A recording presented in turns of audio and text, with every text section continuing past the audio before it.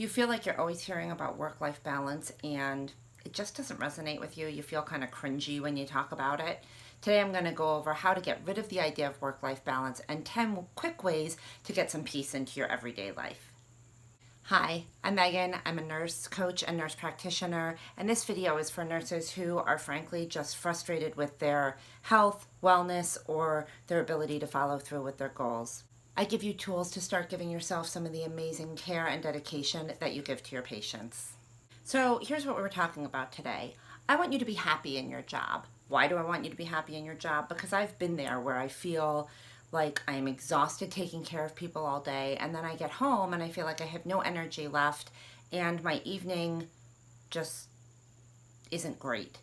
Do you know if you Google work-life balance, you get 1.9 billion results in under 1 second?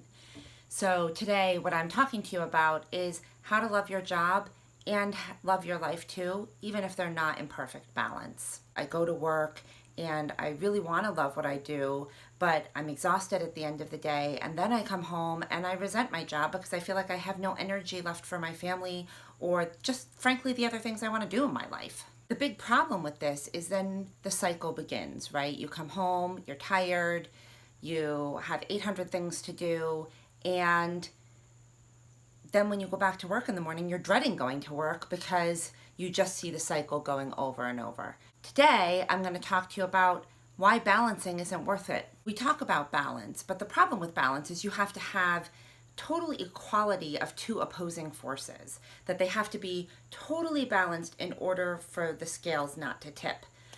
What I propose is giving up the idea of work-life balance and instead we're looking for peace. I propose that instead of trying to separate work from home, that we bring all the things that make us great nurses and bring it into our home life. How can we bring all of those skills, the critical thinking and some of the compassion and some of the on-the-fly decision-making into my home life? Well, I will tell you that if you can manage this, what happens is then you don't resent your job anymore. You get energy from giving care to people at work, and you come home, you reset, and you bring that energy at home too. Now for the 10 steps. Step number 1, be clear on what your priorities are. What are the things that you really want in your life? Take a minute and think about it. The more important question is, are they showing up anywhere in your day-to-day life, or are they getting pushed to the back burner?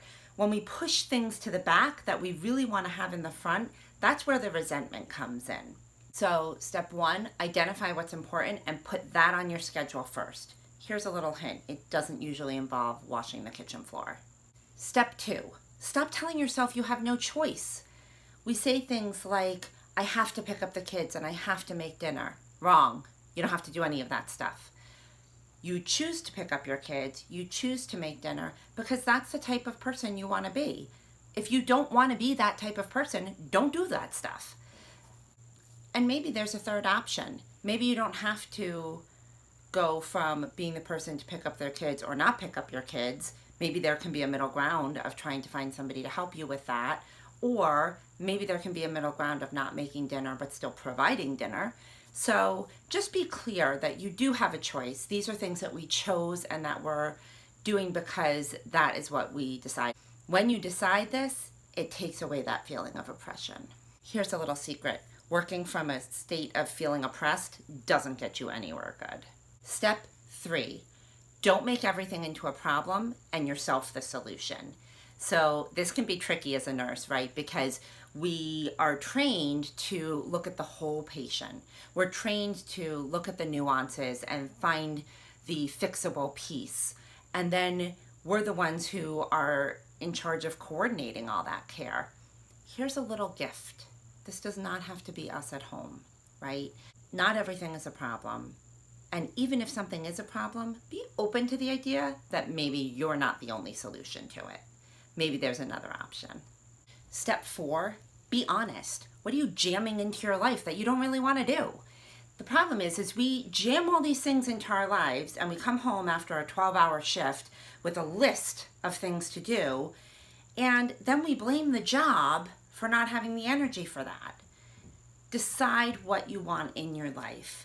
So step 4 kind of leaves directly into step 5. Step 4 is be honest about what you're jamming into your life that you don't really want to jam into your life. Step 5 is weigh the cost benefits of not getting things done. What if you actually just didn't get something done? Is that really the worst case scenario, or could that be your best case scenario? If you don't get something done that's on your list, what's really going to happen? Maybe it's not that bad. Step 6, strategize your day the same way you would set up your day for working at the hospital or working at your job. How do you prioritize what you need to do and when you need to do it? Basically, this is a fancy way of making a plan. When you're making this plan, make sure you put in some time to pee. This is basically be smart, not busy. By making a plan, you get to respond to your life rather than react like a total crazy person. Not that I would have any experience in that. Step 7, let go of the fight against reality. Now, what does this mean? This maybe should have been step 1, but it goes to the 50-50 rule of life.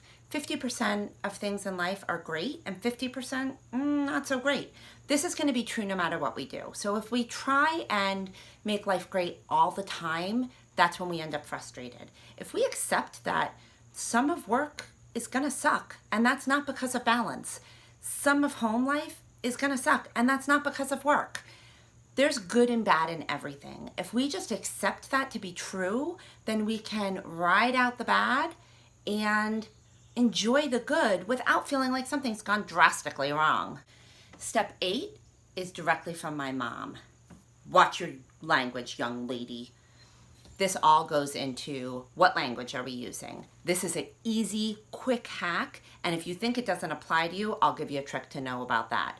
Watch when you're saying always or never. Watch too when you're saying neglect versus prioritize, or I have to versus I want to. So a real life example of this is if you were to tell me about your weekend. If I was to tell you about my weekend and I say, I'm going to have a crazy weekend between dance and lacrosse and running all over the place, I can feel the tightness in my chest when I start talking about that. If I change that dialogue to say, I get to spend all weekend doing lacrosse and dance with my kids, that changes my whole experience of it, and I'm the one saying it. So be aware of what you're saying. If you think it doesn't apply to you, be aware of how you feel. If you feel tightness in your chest, or your face flushing, or you're starting to sweat, or you're getting anxious, go back and look at what language you're using. You may surprise yourself. Step 9, build an intermission. This may sound ridiculous. I know I said step 7 was my favorite, but this one might be my favorite too. So this is the idea of building in a break. You go to a Broadway show, you have this awesome first act. It comes to intermission, you're not like, oh crap, now it's intermission. Now what am I going to do for 15 minutes? You get up, you stretch, you get a drink, you talk to your friends, you go back and think about how great Act 1 was and how great Act 2 is going to be. And then when Act 2 comes, you're ready. What if you could build an intermission into your day? Now, I know you're going to say you don't have time for this, but stick with me. I like to build an intermission in between work and home. And I'm not talking about a tremendously long intermission. Part of my intermission is my commute. So on my commute home, I have a snack. I listen to a podcast that I find enjoyable. Maybe I talk on the phone to somebody, but I take a little bit of time to be intentional to take a break. When I get home, if I can work this out, I walk right away. I don't get changed. I don't put on a sports bra and different shoes. I don't go in and do 2 things first. I literally take a 1-mile walk around my neighborhood, even if I don't have headphones, even if the weather's not great. If I can fit this in, it's a really great reset to kind of set some intentions for what do I want my evening to look like. Now, some of you will say I don't have time for this. At work, we get really mad if we don't get a break, right? We'll say like, who are they? What do they think we can do? We deserve a break, blah, blah, blah, which you do deserve a break at work. But then when left to our own devices, we deserve a break too. So take the break, see if you can give yourself a few minutes, even if you have to sit in the car 1 block away from your neighborhood and regroup before you get home. Trust me, it is a game changer. You will thank me for it. Step 10 may be the most important. Not always the most fun, but maybe the most important. This is the end of shift report. So at the end of your shift of your week, let's call it a weekend report, go back and look at what worked. Look at what really worked out great. Look at what you might need to tweak or delegate. See if you need an assignment change. See if you need to change some of your jobs. But go back and look at how your week went. This is the part which will keep us from Groundhog Day. This will get us off the hamster wheel of the drama of week after week after week. It's all the same because we don't stop to see what do we want to be different? What do we want to be the same? So take a minute, give yourself an end of shift report so that you can work on developing the next best week. So basically, we get to build whatever life we want. The life that we have right now is the one we're building right now. If you want it to be more peaceful, go for more peace, not for balance. Sometimes you're going to give 100% to work. Sometimes you're going to give 100% to home. You only have 100%. So that may fluctuate with how that all works. But we can build a great life. Just try those 10 steps and see if that kind of launches you into the next moment. I would love to hear how this works for you. I would love to hear what steps you take to have a more peaceful life.